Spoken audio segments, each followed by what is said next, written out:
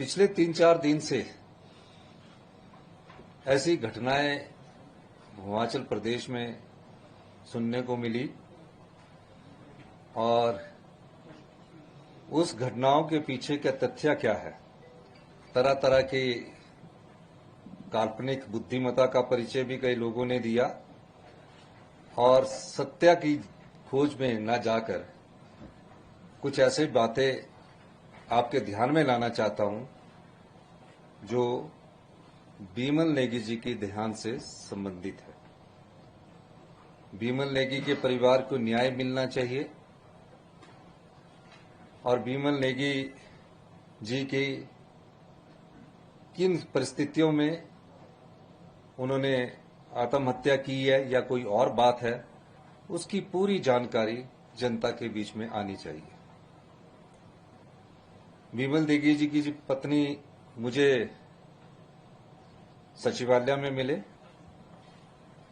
मैंने डीजीपी साहब को फोन किया कि उनके जो पति है, जो पिछले कुछ दिनों से घर नहीं आए हैं, अपने घर वालों से संपर्क नहीं किया है, तो परिवार वालों को उसकी चिंता होती है।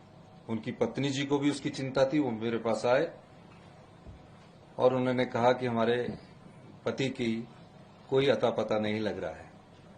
मैंने डीजीपी साहब को फोन किया और डीजीपी साहब ने कहा कि हम उसकी खोज कर रहे हैं और इस मामले को मैंने कहा कि जो भी है तुरंत प्रभाव से इसकी खोज की जाए। खोज शुरू हुई, ज्ञानेश्वर जी की अध्यक्षता में खोज शुरू हुई और उनका शव जो है वो सतलुज नदी के किनारे हमें मिला। तरह तरह की बातें उठी और तरह तरह की बातों उठने के बाद मैंने कहा कि बीमल नेगी जी के परिवार को पूरा न्याय मिलना चाहिए। उनका पार्थिव शरीर जब शिमला लाया जा रहा था, उस समय कुछ शंकाएं पैदा हुई और पावर कारपोरेशन के एम्प्लॉइज ने उनसे बातचीत की। शव को सड़क पर रखा गया और उनके परिवार वालों द्वारा जगत नेगी जी ने बात की। जगत नेगी जी मेरे पास आए। उन्होंने कहा कि जो देश राज है उसको सस्पेंड कीजिए और जो वहां के एमडी मीना जी है उनको आप तुरंत पद से हटा दीजिए। मुख्यमंत्री होने के नाते मैंने उनकी परिवार की भावनाओं का आदर किया और मैंने कहा कि बीमल नेगी जी के परिवार को न्याय मिलेगा। आप जाइए। और मेरी जगत नेगी जी ने टेलीफोन पर बीमल नेगी जी की धर्मपत्नी जी से बात करवाई। मैंने उन्हें पूरा भरोसा दिलाया कि पूरा न्याय मिलेगा। उस समय भारतीय जनता पार्टी ने उस पर राजनीति करनी शुरू कर दी। परिवार को न्याय मिलना चाहिए था कि कौन इसके पीछे लोग हैं, किस प्रकार ये मामला उजागर करना है। ये बीजेपी ने इसको राजनीतिक मुद्दा बनाया। जब हमने बीमल नेगी जी के परिवार वालों के कहने से जगत नेगी जी जो वहां के हमारे विधायक थे, उन्होंने मुझसे कहा और हमने सस्पेंड भी किया। जब हमने उनको कहा मौखिक रूप से, तो उन्होंने कहा कि हमें ऑर्डर हाथ में लाके दीजिए। हमने ऑर्डर हाथ में लाके दिए और मीना जी को भी वहां से हटा दिया। अब सवाल ये पैदा होता है कि विधानसभा का सत्र चल रहा था और विधानसभा के सत्र के समय ये बात किसी संदर्भ में उठी तो मैंने कहा कि मेरी उनकी पत्नी से बात हुई, क्योंकि जब उनकी पत्नी से मेरी बात हुई थी उस समय उनका पार्थिव शरीर सड़क पर पड़ा था और मैंने कहा कि हम उसकी जांच कर रहे हैं और हमने जांच कमेटी हम उसकी जांच कर रहे हैं। मेरे पास बिमल नेगी के परिवार वालों ने कभी ये नहीं कहा कि आप प्रशासनिक स्तर पर भी जांच कीजिए। मैंने ओंकार शर्मा के नेतृत्व में अपनी जानकारी प्राप्त करने के लिए एक कमेटी का गठन किया। ओंकार शर्मा जी उस जांच को अभी कर रहे थे, अभी 15 दिन नहीं हुए। ओंकार शर्मा जी ने कहा कि अभी मुझे 2-3 दिन लगते। इसके बीच में विधानसभा में एक सवाल पैदा किया गया जयराम ठाकुर जी के द्वारा। मैंने कहा कि हम उनके परिवार को न्याय दिलाएंगे और हमारी जो कार्रवाई है, अभी तक परिवार वाले हमारी कार्रवाई से संतुष्ट हैं, लेकिन उनको रिपोर्ट जल्दी चाहिए क्योंकि उनकी डेथ के बाद, ये कोई 26-27-28 की बात है, 8-10 दिन ही हुए थे या इससे ज्यादा हुए होंगे, बात खत्म होगी। इस बात को भी कोर्ट किया गया कोर्ट में कि हमने झूठ बोला। हमने झूठ नहीं बोला, ये बात सत्य थी। फिर उसके बाद भारतीय जनता पार्टी ने पूरे स्टेट में इसकी कॉल दी। उन्हें बिमल नेगी के मामले में कोई रुचि नहीं थी, सिर्फ राजनीतिक लाभ के लिए वो बात करते रहे। उसके बाद मुझे जगत नेगी जी ने कहा कि इस मामले में एफआईआर दर्ज होनी चाहिए और हमने एफआईआर दर्ज करवाई, जबकि उनके परिवार वालों ने यह कहा कि उनको हटा दीजिए। बड़े प्यार से, विनम्रता से उन्होंने कहा। और मैं आज भी कहना चाहता हूं, हमारी सरकार उनके परिवार को न्याय दिलाने के लिए सब प्रकार से अपनी लड़ाई लड़ेगी। उसके बाद रिपोर्ट आने में देरी हुई, कुछ समय मैं टूर पर चला गया और देरी हुई। अब एफआईआर के बाद इन्वेस्टिगेशन शुरू होता है। भारतीय जनता पार्टी के नेता बार बार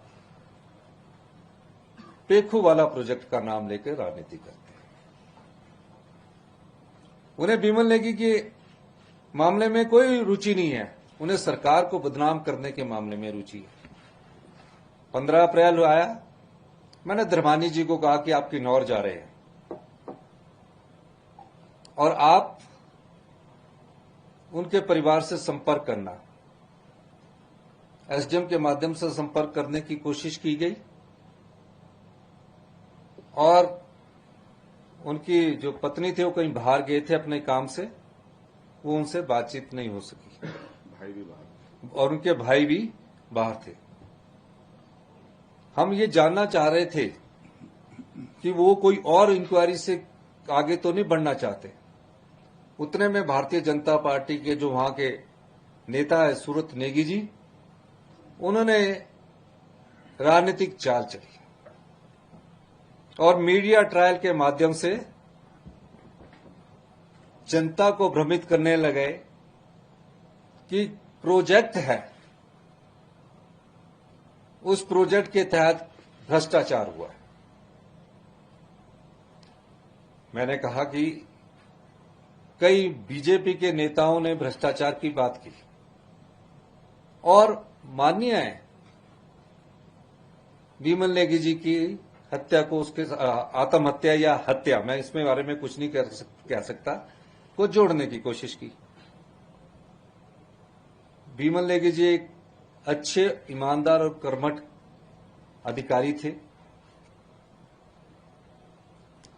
अब मैंने जब उसके बारे में पता किया तो हमने प्रेस के माध्यम से भी संबोधित किया, हमारे मिनिस्टर्स ने, कि बिमल नेगी जी 15 जून 2024 को पावर कारपोरेशन में ज्वाइन करते हैं शिमला हेड ऑफिस में। मैंने पूछा उनको कि 9 महीने में ऐसी क्या प्रताड़ना हुई कि वो आत्महत्या करने पर मजबूर हुए।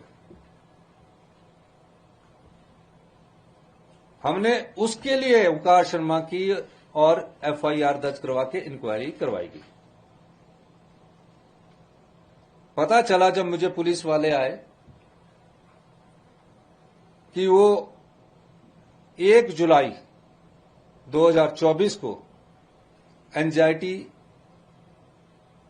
थी उनको और मेडिसिन खा रहे थे।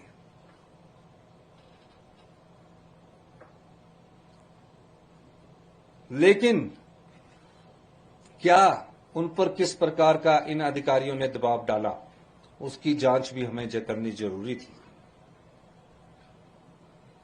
मैंने उस मामले के गहनता से जांच करने के आदेश दिए और उस मामले में उनका परिवार हाई कोर्ट चला गया, सीबीआई की मांग की। वो अगर आते भी मेरे पास भी मिल जाते कि हमको इस पर विश्वास नहीं हो रहा है, तो मुझे अगर वो मुझसे भी कहते कि अगर मुझे सीबीआई की इंक्वायरी करनी है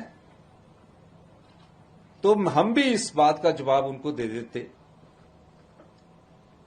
कि हम करवाते हैं। लेकिन वो मीडिया ट्रायल जो भारतीय जनता पार्टी ने शुरू किया, उस राजनीति का वो शिकार हुए। फिर क्या हुआ, उस परिवार को शक होना लाजमी था, विमल नेगी जी के परिवार वालों को। जब एक रिपोर्ट कुछ और कहती है, दूसरी रिपोर्ट कुछ और कहती है और तीसरी रिपोर्ट कुछ और कहती है। उनको इस रिपोर्ट के बारे में जानकारी नहीं थी।